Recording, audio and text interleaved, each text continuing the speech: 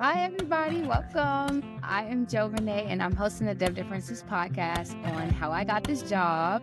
Today, I'm so excited to welcome Morayo and Angelica, both students at Howard University, and they are rock stars. They're both researchers, both women in tech, and so I'm so excited to hear their stories and celebrate their accomplishments so far, and just to get inspiration from them. I'll start by introducing Morayo.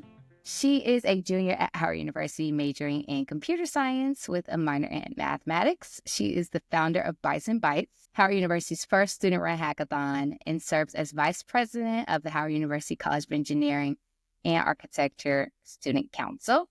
She also has completed research in software engineering internships at Google, Stanford, Brown, and Howard University, working on computer vision and machine learning. And this coming fall, she'll be returning to Google as a software engineer intern, and she's preparing for a future pursuing a PhD in computer vision and graphics with a focus on human-computer interaction.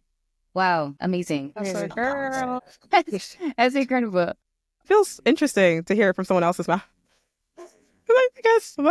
I guess it is what it is. You're just going to hear the background behind it today. So that's interesting. Yeah.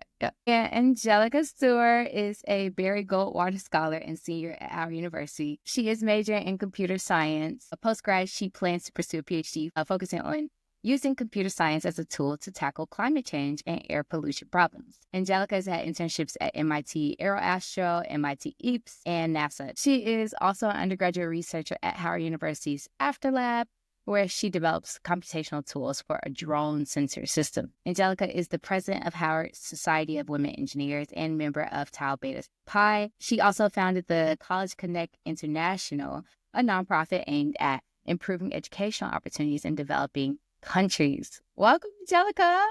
Hey guys, hey everybody. What's up? Oh my, wow, I'm so excited to hear your stories. I got started doing this because I am a recruiter by trade. I got so obsessed with hearing people's stories early on in my career, especially because I started in executive search. Hearing CEO stories, especially for like nonprofits or a search we did early on was the African American Museum of History and Culture. And hearing so many stories of people who are applying for that job was so cool. And I was like obsessed with hearing people's stories and like how they got to where they are. With that being said, either one of you can start, but I guess I just want to learn more about, before we even get into how you did the things you did, where did you get your spark from? Where did you start building passions? I can go first. I grew up in the Caribbean, and education has just been a part of our culture. It's what you do. You go to school, like, you're going to university, but then that reality became kind of a bit skewed for me when I realized that, I don't think I can afford university, when I was in high school. So my actual focus when I was in high school in Jamaica was like trying to play netball. My goal in 7th, 8th, and 9th grade was to become a professional athlete, because I just knew that my mother and my parents wouldn't be able to afford sending me to college. Like, yes, there are scholarships, but only a few get scholarships, or you would have to take out loans and all of that. So that was my focus. And then I moved to the US, and I got into a program called AVID, Advancement via Individual Development, I think, in my high school. And, people are like, you should think about college and stuff. I was always like doing well in school, but it just made sense perhaps. But like now my focus was, all right, let me actually figure out what I want. And growing up in Jamaica, it was, you're going to be an engineer or a doctor. I'll just be honest. Like, I took the AP Bio and the AP Computer Science exam, and I got the highest score in the AP Computer Science exam. So I was just like, all right, that's all I'll put on my major for college. And here we are. I was pretty hands-on growing up with technology. So that's how I came into computer science. Yeah. And you said that some people were like, oh, you should think about college. Who were those people? Like teachers. Teachers play a really important role in my life. Like the college counselors, they're just like, we need to get her into this college program to prepare her for college. And I was just like, okay. So I started looking at colleges in like 10th grade, 11th grade, getting my SAT scores up. I think people really believed in me, and that played a big part. Yeah. Nice. When did you move to the U.S.? You said during high school? Yeah, I moved in 2018. So in Jamaica, high school starts in seventh grade, and in the US it starts in ninth grade. So I moved in the middle of my ninth grade year. So yeah. Okay. Yeah. And did you move here with family, or you moved through the program? I moved with my mother and my sister. My mom lived here. Okay. Nice. That like trying to navigate, moving to a whole new country. You're trying to be this computer science genius. Yeah, and my accent is strong now, but I've learned to adapt. But when I just got here, like it was still English, but it was a stronger accent. It was just hard. No one understood me for some reason. Yeah. Morayo, what about you? Where do you think your spark came from? So I think, okay, so I'm Nigerian as well. So my parents, it's always education. It's always been education. And it was also either doctor, lawyer, or engineer. So one of those three. And actually as a kid, I chose like medical doctor. Like that's I didn't even think there could be like other types of doctor, but it's besides medical. So that's what I was focusing on. And I was like a competitive kid. So I was always trying to do different competitions. I was always in some type of math competition. I was always trying to do something. And did you have siblings? Yeah, I did. I have two younger siblings. You think that made you more competitive? No. So, my youngest sibling, she's actually just graduating high school right now. I think I had a lot of friends that were competitive. Like a lot of my friends found it fun to be competitive. So we were competing against each other.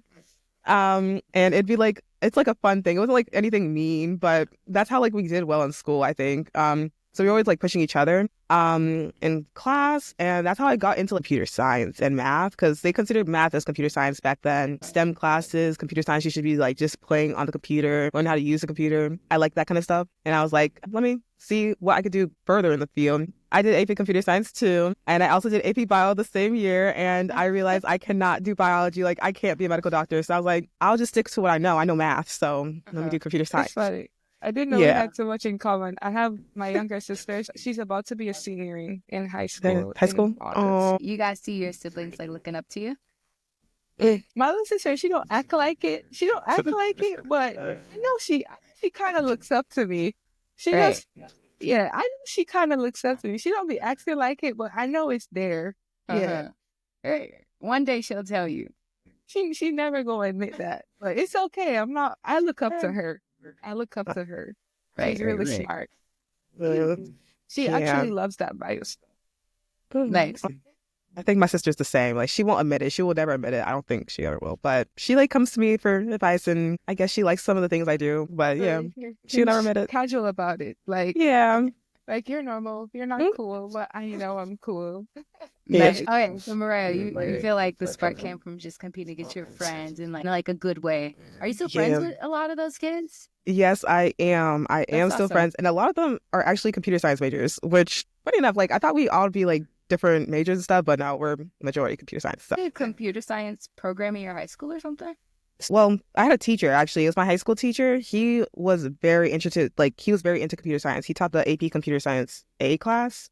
And since there was so many, like, not so many, but there's like 10 seniors in my senior class that didn't have any math classes to take anymore in our school. So he hosted, like, free period coding classes. And that's how I got into, like, coding different things. So I do, like, app development. That's how I learned, like, to do, like, Roblox coding, which is something I do for freelancing. That's how I got into all those like extra stuff. Nice. It's all because of him. He's just really interested in computer science, so he wanted to encourage other people to go into computer science. But like his spark might have popped off on you. Oh yeah, definitely. So shout out Mr. Tivron. He was amazing. He's an amazing teacher. Amazing. It's just so important. Okay. Yes.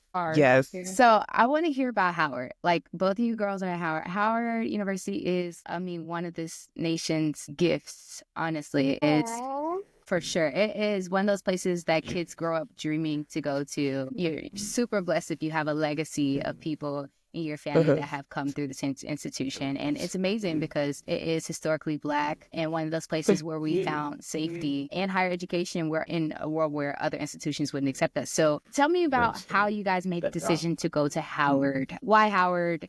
What were you trying to go for in picking a university? And just about that. So when I moved to America in 2018, there's a lot of interesting stuff going on to the Black American population during that period from like 2018 to 2021. And that was startling to me because growing up, I never experienced that there was colorism, but like I never experienced like blatant racism. I never experienced like hearing people on the news getting like, I won't use those negative words because of the color of their skin.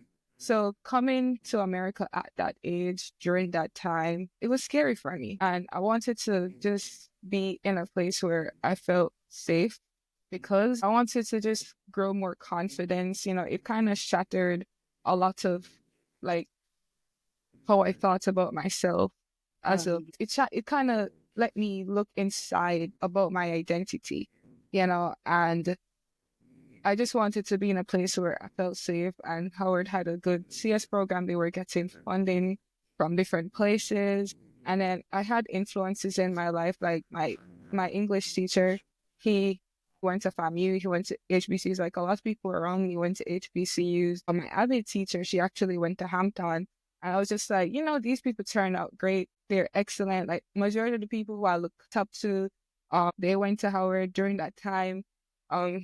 Vice President Kamala Harris was just coming into office. And I was like, oh, wow, this is the place to be. So Howard is, as a whole, is just amazing. And I just really wanted to feel safe. And I'll just preface this by saying, now I know that not all of my people are crazy, but I did kind of feel that way growing up. And during those between 2018 to 2021. So that was a big part of my decision. I needed to be in a place where I felt safe. Yeah, and can you remind me where your high school was? Yeah, I went to high school in Orlando, Florida. I went to a predominantly Black high school, Evans High School. Okay. Yeah, it sounds like it was Southern just because so many people went to HBCUs. But that's wonderful that it sounds like you also had Black teachers and mentors. That's huge. Yeah. What about you, Morayo? Yes. I think in high school, I went to a predominantly white school. I was in Deerfield. So very, very white neighborhood, very, very Deerfield, white Illinois, high school. right? Yeah, Deerfield, Illinois, very, very white. And all my closest friends were always other Black people. Like we always came together ever since elementary school. And I actually did live in Nigeria. I lived in Nigeria for 2 years for my second and third grade. And actually, like Angelica was saying, like I feel like in Nigeria, there's no yes, there is colorism, yeah, but there's like no blatant racism. There's no one to like belittle you, right? But then when I came back to the U.S., I was like, oh my goodness, I don't know if it was like that little because I was like a little kid and I saw the difference immediately. Like it was a big shift. So from then, I always like had like a really close friend group of just Black girls, Black kids in general. We were always close friends. And that was like intentional on your behalf as like a 9-year-old. Yeah, it was even like intentional. It was just like something that it felt like so easy to me for like to interact with them. I didn't feel like I was being judged. So that was like the groups I always went closer to. And that continued into high school. And I was like, I don't know if I can do that even more for 4 more years in college. Right. So I then started reaching out to Howard students. I was actually applying to other HBCUs. I was really interested in Clark Atlanta, but I did too. But I didn't get financial aid. Yeah. So I did apply to I reached out to a lot of students at other schools and especially Black students at PWIs and HBCUs. Well, mostly Black at HBCUs. But I was reaching out to them about their experiences and I was just hearing too many horror stories for me to even think about going to another PWI again. I was like, I'm done. It's just too much for college. I feel like there's too many people coming from different parts of the country and it's just too many. That's even worse, I feel. Yeah. So Howard was a really safe option for me. Yeah. Howard is a safe space, and I feel that too in the classrooms. I just feel I don't have to worry about what people are thinking because of the color of my skin, something. But it grew my confidence, and I'm now ready to go out into the world. Yeah, that's awesome. That's awesome, ladies. So speaking of Howard, now you guys, at this point, you've chosen your school. You're there. You guys are not the same class here, right? Angelica, you're a senior, which is class of 2025. Yes. I graduate May 2025. Period. And Morayo, you're a junior right now? Yes, I am a junior. Yes, correct. Class of 2026. My classes, though. No, I'm class 2026, regardless of the classes I take. Hey, you're advanced. So both of you guys have grown to be leaders at Howard in different walks. Morayo, you started Bites and Bites, and you also led as the vice president of the College of Engineering. Angelica, you have been running the Society of Women Engineers, and you also started something for developing countries, correct? Yes. Yes. So, I mean, you have like the opportunity to just go to class. What makes you say, no, I want to be involved? Like, I want to lead something. And you could also just be a member of something. You could just show up at the events. You don't have to lead and organize and manage people. What makes you want to take that initiative? I just think it's a part of who I am. Outreach has always been important to me. People have outreach to me. Now it's my job, not job, but like this responsibility in a way to outreach to others, especially women. I went to an all-girls school in Jamaica, and I have 6 sisters, no brothers, and sisterhood is just a big part of my core values, And then when you think about like women engineering, right? When you think about women in engineering, there's a small amount of us already, And then when you think about Black women in engineering, the number gets even smaller. So the Society of Women Engineers at Howard is very special to me because I don't think I'll go anywhere else and see so much of us in one place, right? So just being able to nurture that and just make the connections and fostering outreach. Like we're having Introduce a Girl to Engineering Day coming up in March, and we're outreaching to high schoolers. I think that's important to who I am as a person, who I am for my faith. Serving is a big part of my faith. So yeah, why not just go to class? Because I can't just go to class when there's other societal things to do. Like there are other work outside of writing code and solving equations. As engineers and computer scientists, technologists, I feel like there's more to do than just solve the technical stuff. There's a social aspect of it, and that is something that I'm trying to foster in my life. Wow. That is inspiring to hear, just that piece already. Do you have a reason to, Morayo? Yes. So I get bored easily. And if I'm bored, I'm just sitting there. And when you're bored, you kind of just watch shows, and that feels repetitive. What I love about doing different organizations and doing different things is there's so many different things to do. Howard has, I mean, we love Howard, but Howard has issues, and there's issues that need to be solved. And that takes time. And that's fun for me. Like I get to use my time to solve those problems. So that's like my calling. Also, I just like seeing change happen. And it like people do love the change. Like it actually impacts people. You'd be like really shocked. Like people really love to see things that impact them, and you might not know it when you're doing it, but people are actually getting impacted by you just having fun. So that's how it works for me. I'm gonna keep doing what I need to do and keep myself entertained with my work. Oh, you I sorry love for that. No, I love that because I feel like people chop it up to, oh, it's so much work. You're so busy, and she's like, I'm just having fun. Like, and you're like, I have that responsibility in my community, and I love hearing the reasons behind the why. Okay, so let's get into some research because both of you guys are research-heavy girlies, which we love to see. Also, I'm curious, like, what kind of group chats y'all got going on at Howard? You must have a group chat, like, too much. But okay, so let me focus. Morayo, you did everything from starting your own hackathon to visiting other campuses for research. How are you finding opportunities? Is somebody in your DMs like, yo, like one of your professors like, yo, I'm looking out for you to apply to this? Do you know somebody that's doing all this stuff? Or are you like on the job boards like, ooh, yeah, this? I'm on the job board. I'm the person, actually, it's kind of bad. I'd be scrolling through Handshake, scrolling and applying. I apply to like everything. Like I think that's how I got a lot of experience for the things I do, and that's how I get certain things. I just apply. Like I click apply for everything, and I scroll and click, and I do that while watching a show or something, so that I can. I don't know. It's just interesting for me. She's like, I need entertainment constantly. Yeah, I need constant entertainment. So that's how I find these opportunities. Also, Howard sends a lot of emails. Like we have someone called Miss Griffin who works at our student service. Shout out to Miss Griffin. She sends so many opportunities like every single day, an email, 2 times a day, an email, like really long emails. You have to sit the time, like take the time to read it. I take the time and read it, click all the links, apply for everything she sends. So like those type of things, you got to be on top of that. Also, I did reach out to like when I was doing like my research about Howard and other schools, I was reaching out to so many computer science majors, and they would tell me like at my school, I got the opportunity to do this. And I just had a whole list. I was making a whole list. And when I got to Howard, I started applying through that whole list. And that's how I got a lot of stuff I found. Oh, yeah. Research was born for you or you were born for research, because even the way you're researching your career, you're like, research here, talking to people here, doing this. I heard that. Are you not afraid to message people? Like, so many people are like, I'm scared to talk to them. You're not scared? No, I mean, it's worse in person. I feel like going up to people and asking them, what have you done in the past? Like, all those questions is a bit much. But I feel like online, you could just, I mean, no one's stopping you. I don't feel like no one's stopping you from messaging as many people as you need to. And plus, the information's out there. It's so easy. Like LinkedIn, there's so many people you can contact. And I think you should just hear from many opinions. I think it's really important to hear other people's opinions of what they've done in the past and how that can work for you, you know? Yeah. I'm excited to hear how that level of like, you know, just go ahead and do it transitioned into how you showed up at work. But we'll get into that.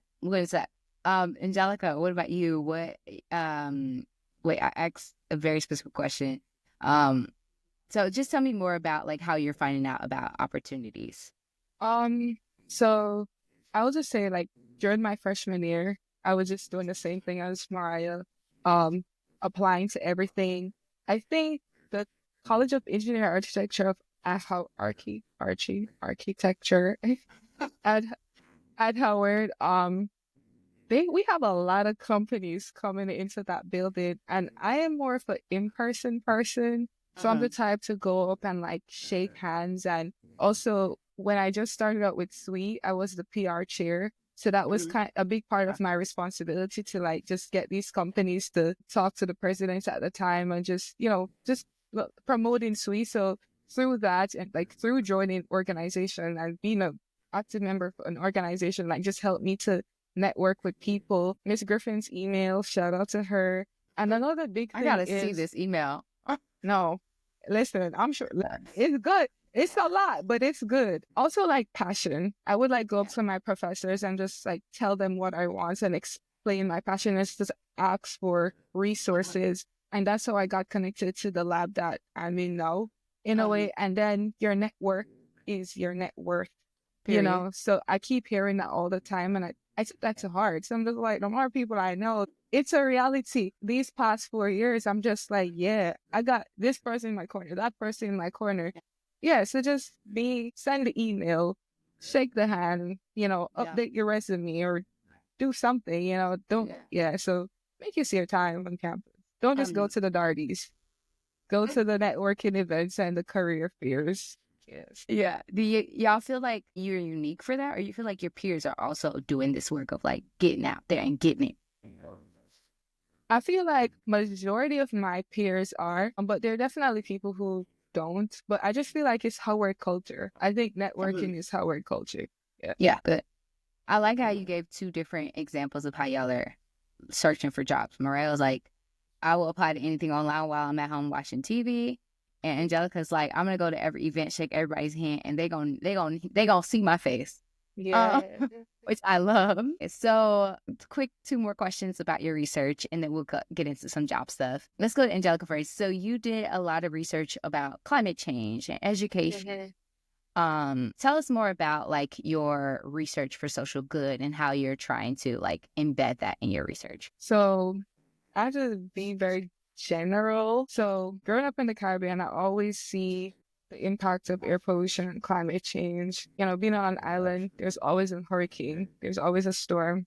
And the burning of like the sugar cane, like I lived in an area called Portmore and like Greater Portmore, and they had like sugar cane like a couple miles back, and then you can sometimes see the burning. And then my stepbrother growing up, he had like asthma.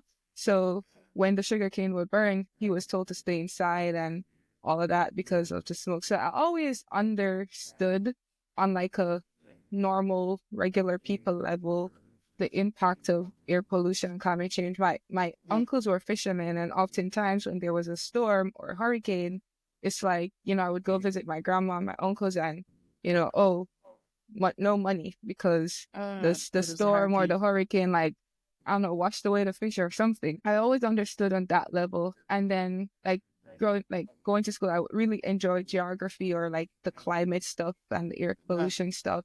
But coming in, that's not given in high school. You're not given a air quality class to take or a climate change class to take. It's all abstract, right? And when I got to Howard, I got the opportunity to work in the after lab where I got to work on some air pollution stuff, use computer science for air pollution. And from that, I took it and ran with it because I realized how impactful that is. And then the emergence of computer science, right? So imagine applying computer science to understand the air quality and climate change issue.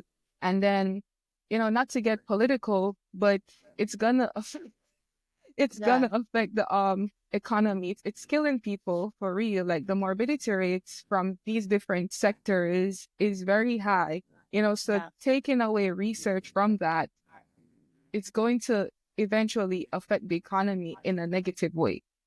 So it's like this thing is very personal to my heart. This thing is very personal to me. And then there's a science to back it up. And then I could use my passion for computer science to actually do something that's bigger than myself that, will impact the world, will impact my uncle that the bigger heads don't care about. No one cares about whether or not he's going to have fish to sell to the fish vendors, or, no one cares about the little boy who live on the coast of Jamaica who's having like a asthma attack. Like no one cares about those tiny people. So my work is deeply personal to me. And so I just want to make the changes for all the people that the people up there forget about. Yeah. And how are you connecting computer science to climate change? There's a lot of data to be analyzed and understood. So like, if I can get technical, hey, give it to us. Machine learning, artificial intelligence, like there's this concept of digital twins, where a digital twin is basically a virtual model of the physical. So I'll just give a short example of, I live in DC.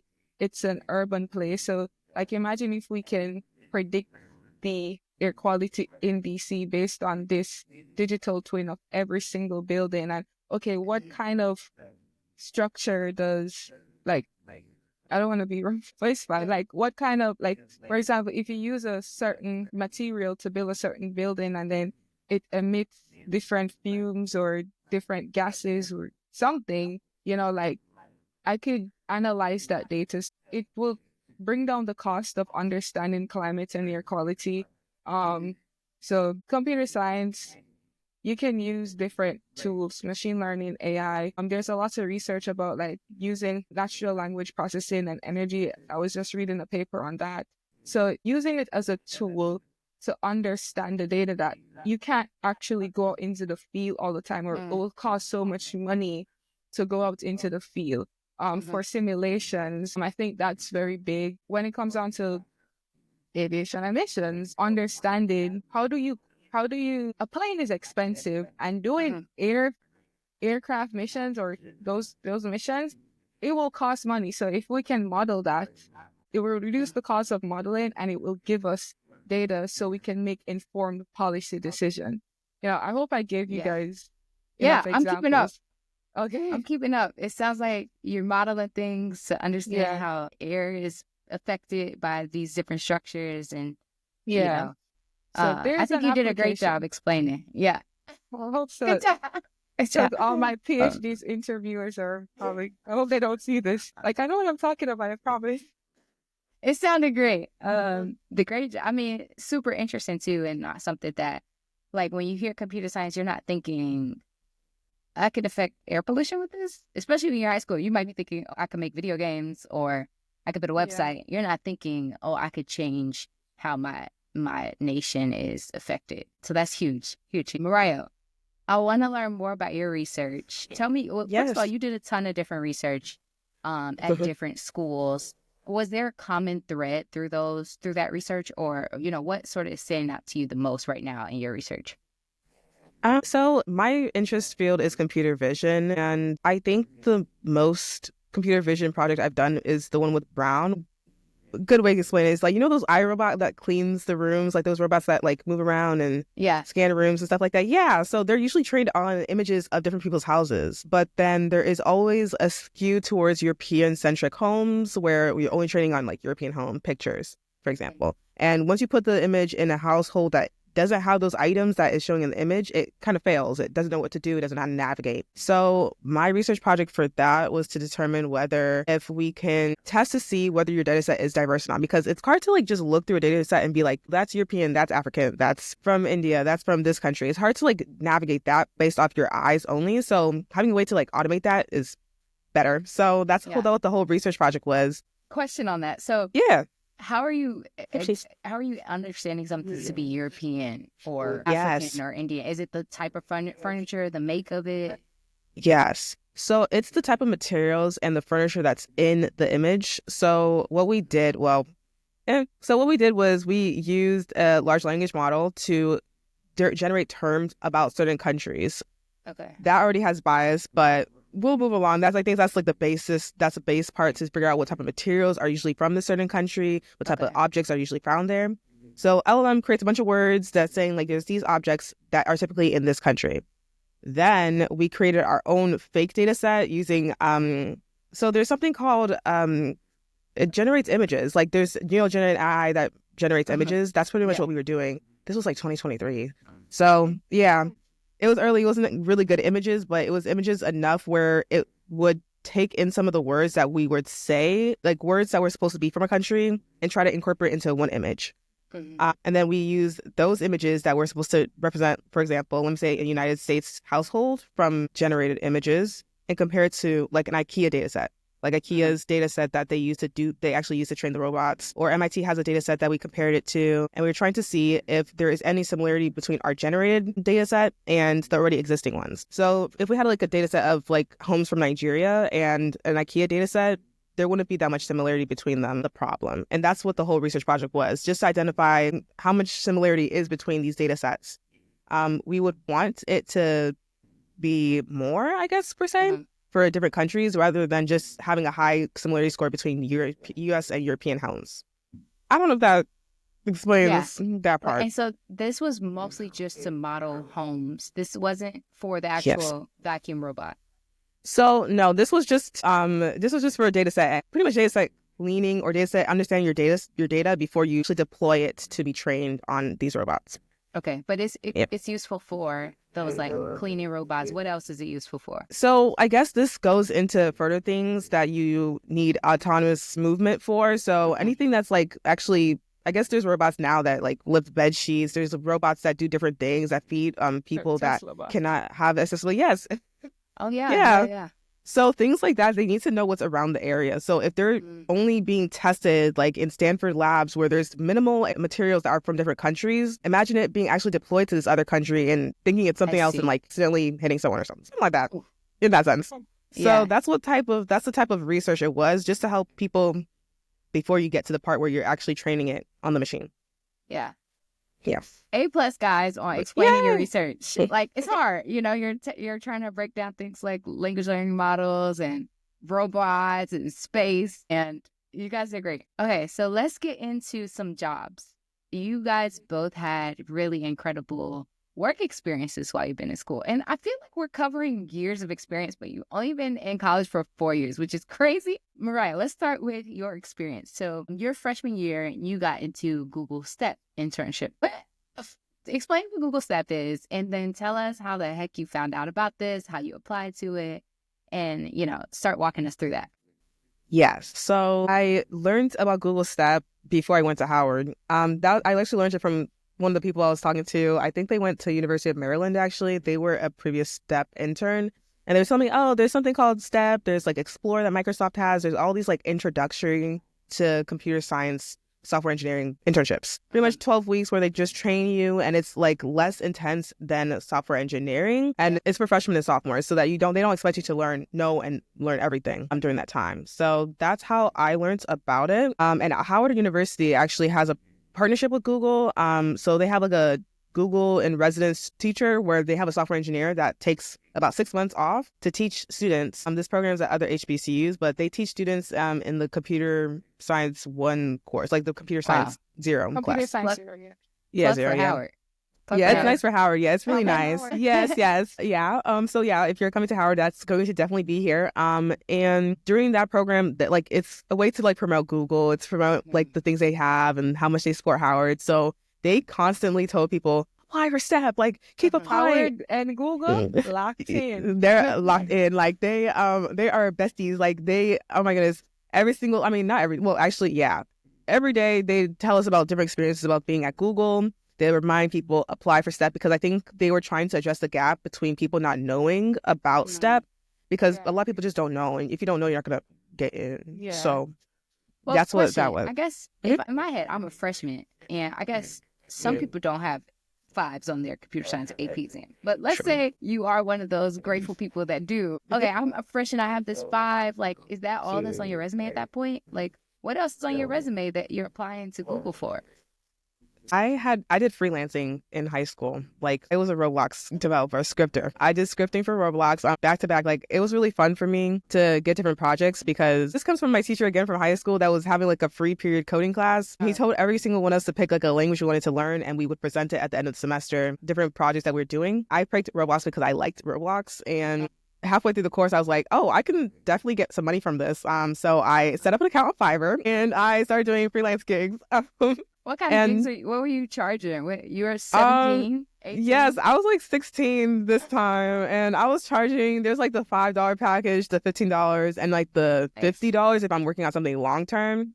But I didn't like doing long term projects, and that's how I liked hackathons because hackathons are short. But no, like I did a lot of freelancing. Like that's how I got a lot of experience. I learned how to talk about my code because when you're doing freelancing, usually they only hire you for like 3 days or like a week, and then they pass on, they get a new person to do this other task. So early on, I had to like learn how to like explain my code, explain what's going on because I don't need them contacting me, emailing me saying, oh, we don't know how this works. So I had to really learn how to like explain what my code is doing, a lot of documentation, which not fun, but I learned it because I was making money and I like Roblox. So that's how I got experience. Wow, that's huge. So you had a bunch of Roblox projects. Yeah. You put that on your resume. You had this 5 on your resume. And then you were just like, I'm a computer science major at Howard. And that's who I am. Take it or leave it.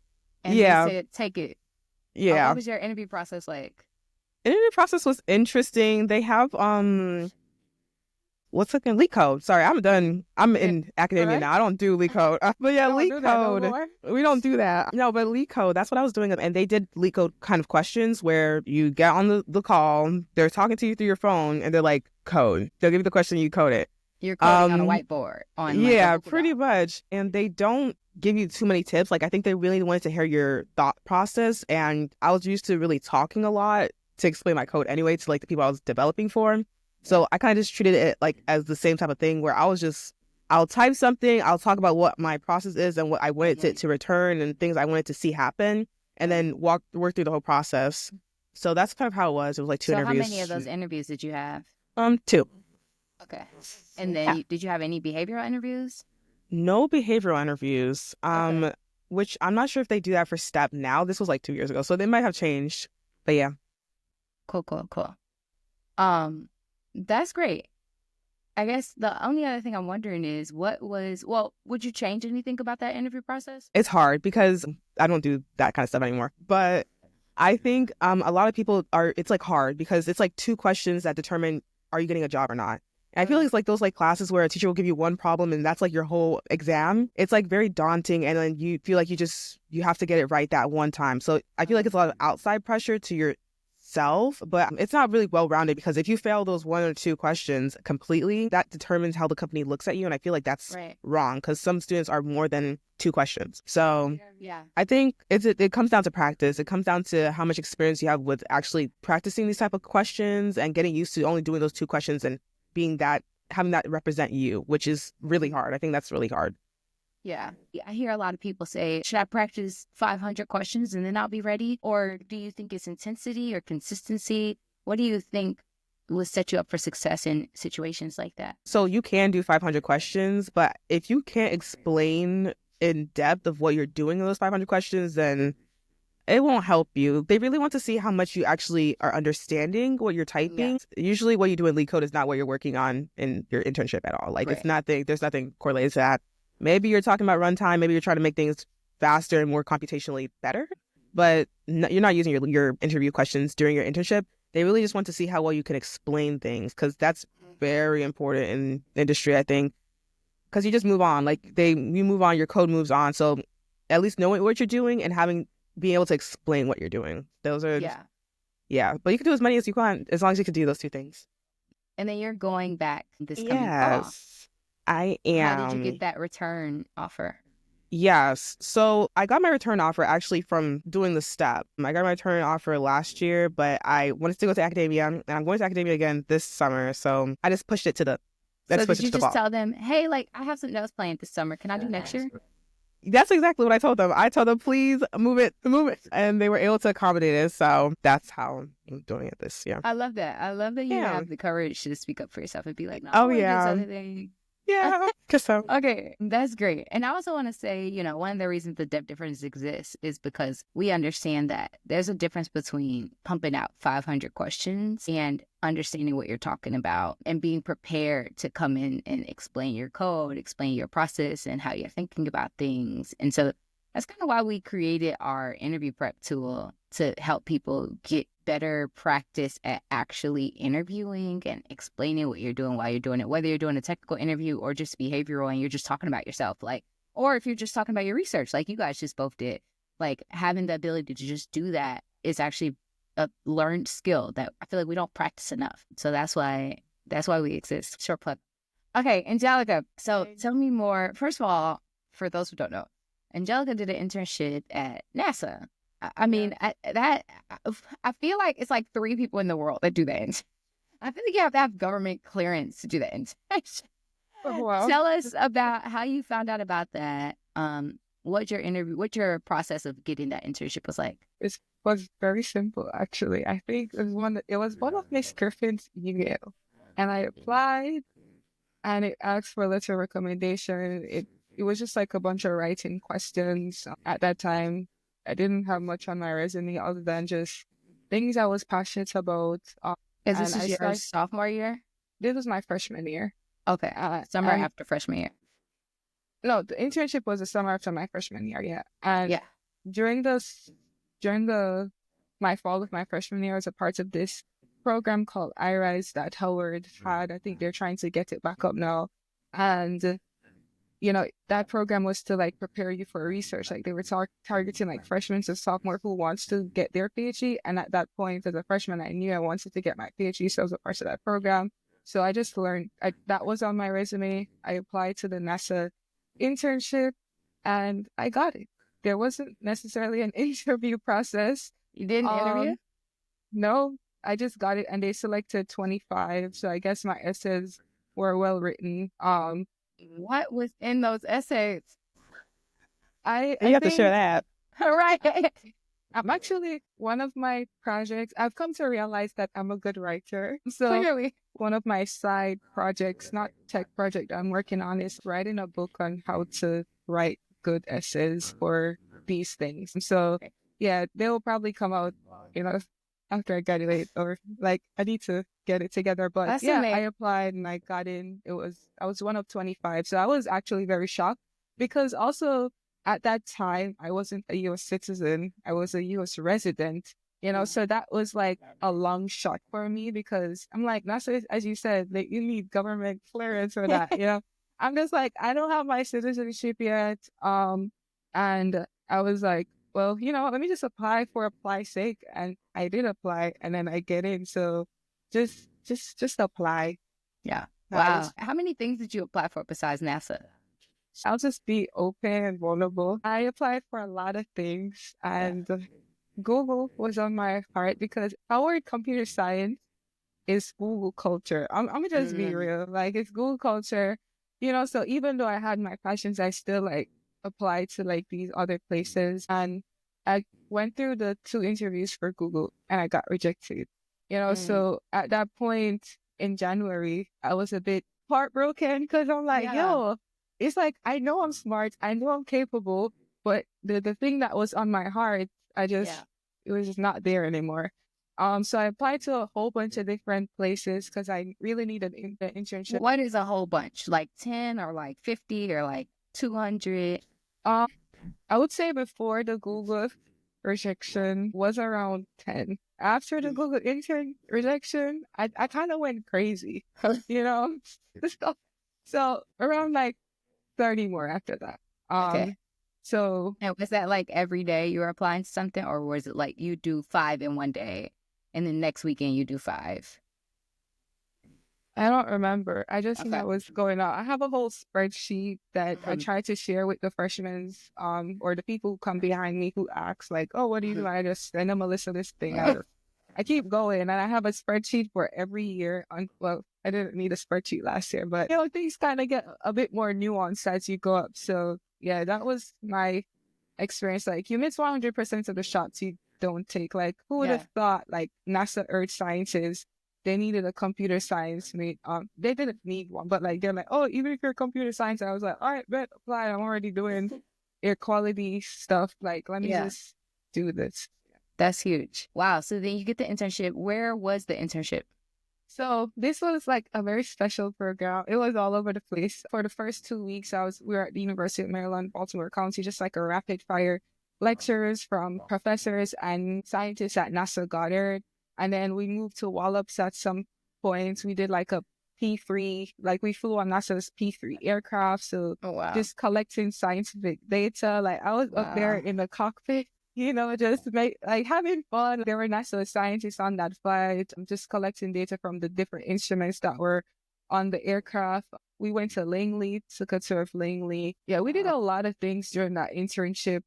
So the main places were Wallops, and NASA Goddard. I presented my research at the end of the summer at NASA Goddard. We went to Langley. Yeah, it was pretty fun. It was all over the place. And they have return offers, or you didn't want to do that?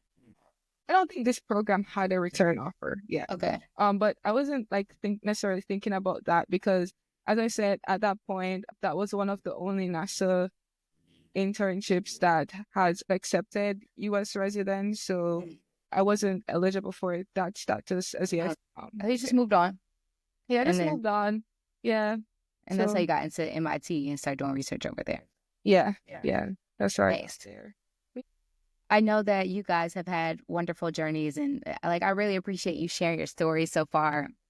It's so cool for me to hear people who are in college who are doing such amazing things, who have such courage. I think courage is the hardest thing to come by at any age, but especially when you're young, you're in college, you're going against the grain, and you're just, throwing stuff at the wall, hoping to see what sticks and see what you like. So that's awesome. I know you said that you're applying a PhD. What do you want your research to focus on for your PhD? Using computer science to understand climate, air quality, and/or energy. So yeah, I've just been really interested in energy lately. Just the interest. I don't know what the future holds. I'm a very multi-passionate person. So yeah, it sounds like it. And just to something that I like to end off with, what are 3 things? Explain a joy, a support, and then maybe an inspiration. So something during hard times that might bring you joy, someone that shows you a lot of support during those times, and then something that you would tell a younger version of yourself that is just trying to reach for the stars, keep going. So what joy is definitely my faith. I'm a Christian, and the day would be hard. Today was a bit overwhelming. My class quiz was a bit hard, and I just felt overwhelmed. Yeah. And I remember the scripture, just a particular verse in the Bible, and it came to mind. And I just read the entire chapter, Psalms 39, and just the affirmation of what the scripture says about who I am as a child of God. I think my faith helped. My faith is my anchor, and my belief in Jesus Christ is my anchor. So that's one. And then what was the second thing? My support. I got a lot of people who support me. Shout out to my roommate Ellie in the next room right now. We've been doing this together since freshman year. One of my mentors in Orlando, Florida, Pastor Postel, Pastor Lenora, he's my best friend of all time. I knew her since 9th grade. Terry, not 9th grade, 5th grade. What do I mean 9th grade? Terry, she's in Jamaica, and she's one of my favorite people. My cousins, Brielle, shout out to her. Huge community of support. Yeah, mentorship is very important to me. So I met with one of my mentors yesterday. just to make sure that my mind is safe. And what was the third one? Yeah, what would you tell a younger version of yourself? It's okay. I had an interesting childhood, to say the least. It was like very rough mentally. So resilience pays off. I would tell my younger self, resilience pays off. Like just keep doing you. Like change can happen and you're gonna be fine. And just I'm proud of her. Like I'm so proud of my younger self. I have a picture of my younger self on my cork board, and I'm just like, girl, like you're so strong and you're so resilient, and it will pay off. Like, you got Amen. this. Mariah, explain something that brings you joy during hard times. TV shows bring me a lot of joy. Like, I love watching different plot lines, and I feel like it helps me think about different things, movies as well. So whenever I'm like really sad or I'm feeling really stressed out, I'm going to put on a show. Like, that's what I do. Or go to the movies. Like, I love going to the movies. I feel like that's always been something like I used to do. Like, that was like a treat for me as a kid. And now I'm a grown person. I could do it myself. So I like to go to the movies. So that's what I do. What are you watching lately on TV? I'm watching a lot of Gotham. I'm rewatching Gotham now. I watch anime, so I'm watching My Hero Academia, which I didn't like before, but love it now. A lot of different shows that are really Yeah, they're really comforting. Yeah. That. The second one is people? someone who you find support from, or people who you find support from. I would say my family. I know they're probably like, you don't appreciate us. No, my family really supports me, and I actually really do appreciate their support. Like, they're always there for me whenever I need to call them. I call them all the time. Like, they always answer, and they're always like giving me good advice, and I really appreciate them for that. So that's something. And my friends, I'm always ranting to my friends. Like, I feel like my friends and family, like the people I keep closest to me, I really appreciate them. They're always there. And the last thing is, what's something you would tell your younger self? Some piece of inspiration. So I'm a big on like the timeline thing. Like, if you change something in the timeline, everything will change, and I won't be here where I am right now. So I would tell myself, just keep being you. Like, I feel like I was really stressed as a kid, and I was like, I want to do all these different things. So I'll calm myself down and say, like, you don't have to be as stressed. Like, things get better as time goes. Like, you don't have to be stressed and try to be perfect at everything when you're younger. But yeah, I think that's like the biggest thing I'll tell myself. But I feel like I want to be here, so I don't know. Well, thank you both so much for joining us today and telling us your stories and sharing so much and being vulnerable. This was amazing.